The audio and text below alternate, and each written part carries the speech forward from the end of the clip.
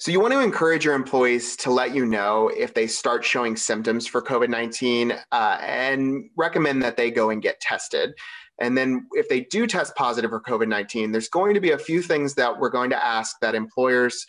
start to do to really help us get ahead and stop the spread of COVID-19, both in your workplace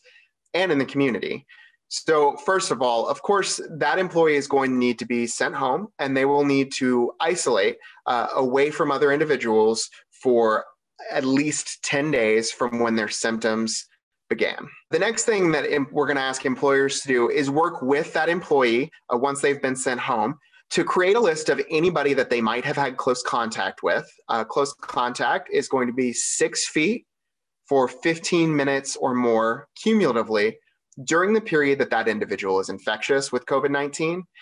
Someone can be contagious up to 48 hours before their symptoms begin. If they don't have any COVID-19 symptoms but have tested positive, it would be 48 hours from when they actually took their COVID-19 test. Anyone that employee came into contact with during that time frame is going to be considered an exposure to COVID-19, and we will be asking that individual to quarantine. As an employer, what we would ask next is that you use the notification templates that we provide in our business toolkit at health.springfieldmo.gov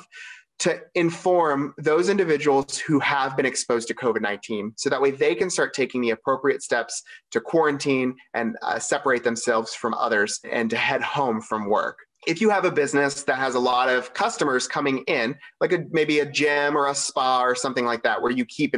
customer records and you would like to inform customers who may not have been in close contact, but you do want to be very transparent, we've also provided notification templates so you can do some general messaging that will get the word out that there has been COVID-19 in this workspace.